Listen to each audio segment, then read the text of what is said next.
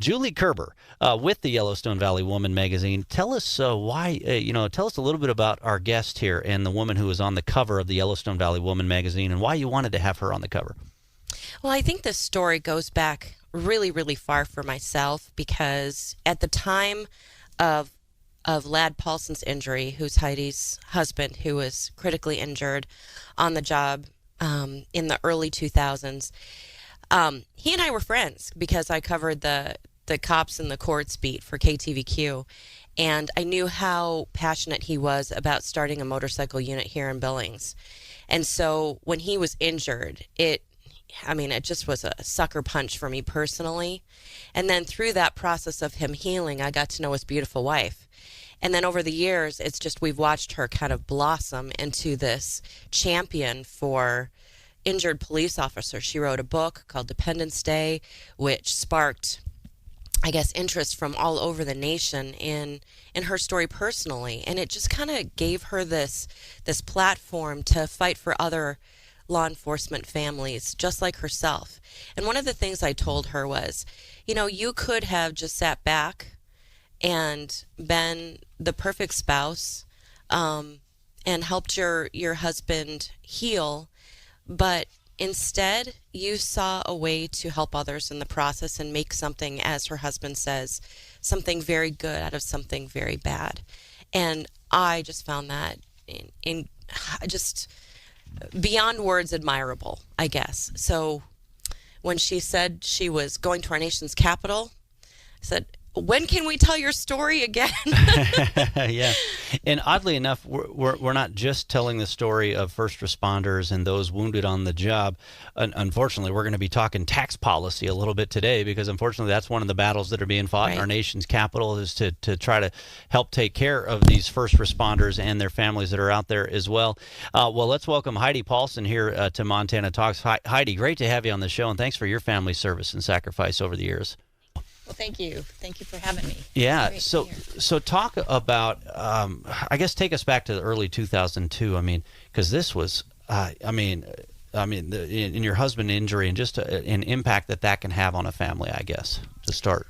Well, as a wife of a police officer, you're always kind of in the back of your mind, you're expecting that call that something has happened, but at the same time, you're dreading that call. So when that happens and you kind of kick in, you show up at the hospital and there's a sea of uniforms, and the first question the doctors ask is he an organ donor? Kind of makes your heart stop. So, but part of that, then having been through that and having the network of law enforcement agencies across the country that I'm able to work with their spouses and injured officers, and really having been through that, able to empathize with and really be in that space and know where they're coming from and almost speak without speaking. The write-up in the Yellowstone Valley Woman Magazine describes his first accident. I say first accident this way. Even with his lights on and siren blaring, a car T-boned him at 50 miles an hour. He was following up on suspicious activity. The impact threw him into a nearby ditch, caused a brain injury, broken ribs, a fractured skull and kidney, a crushed leg, collapsed lung, perforated diaphragm, and the most critical, a transected aorta. All of this, and yet a few years later, he gets back on the motorcycle and continues to serve in Billings law enforcement and the folks here in Montana. Yeah, he used to always say, they pay me to ride a Harley and carry a gun. It doesn't get any better than that. Yeah. Well, so I want to talk now, of course, what brought you to Washington, D.C.? Because I understand you were there last week and you're headed back to Washington, D.C., later this week or next week? Yeah, I just got back Saturday and headed back again Sunday. We'll be there all next week. May 15th is National Law Enforcement Memorial Day. That's right. So there'll be a memorial service on the Capitol lawn on the 15th. There'll be a candlelight vigil the evening of the 13th.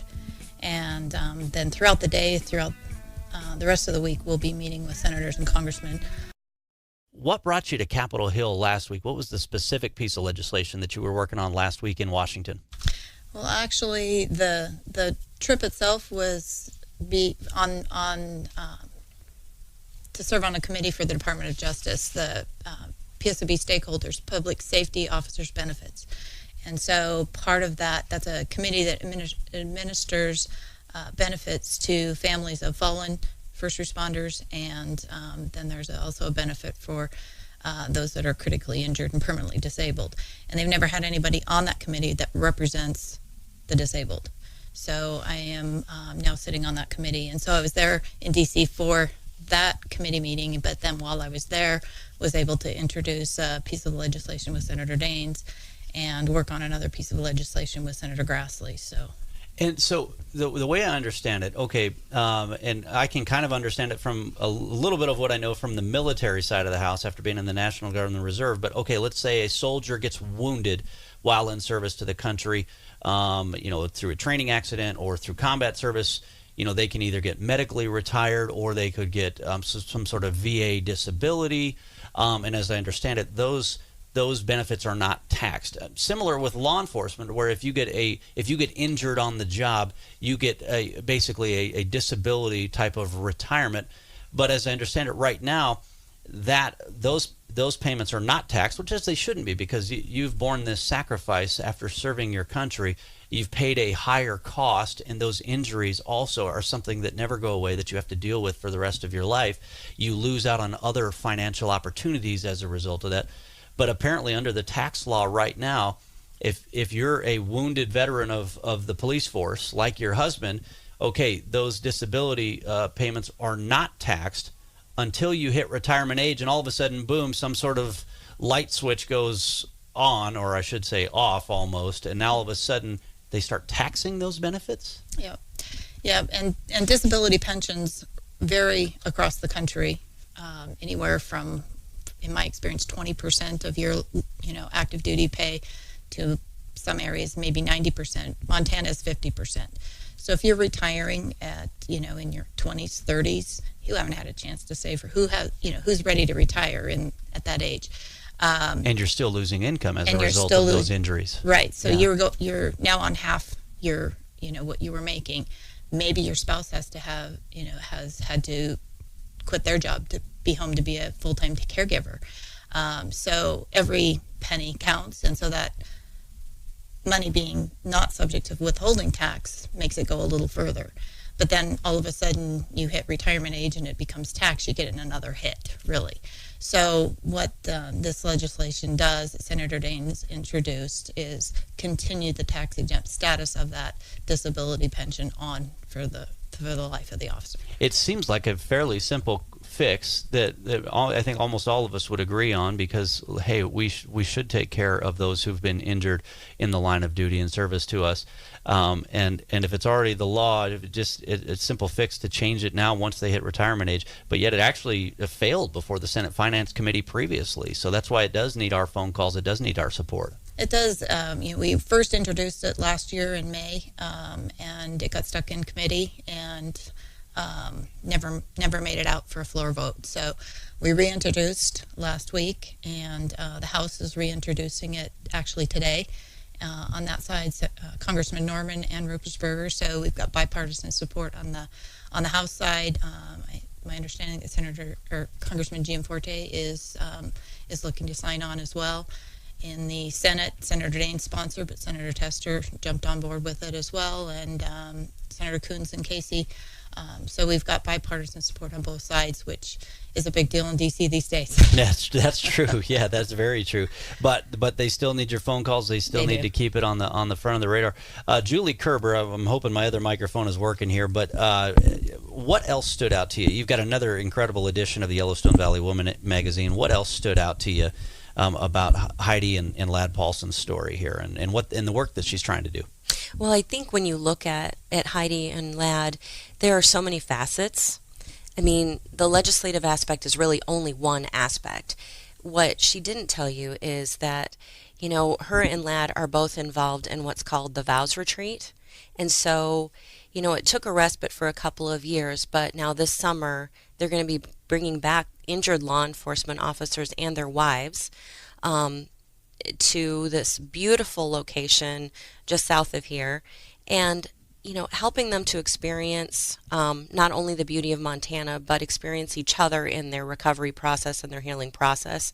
And she's got some really miraculous stories that happened at this retreat. So not only is she out there and Lad out there fighting for injured law enforcement across, okay, I can't speak. That's all right.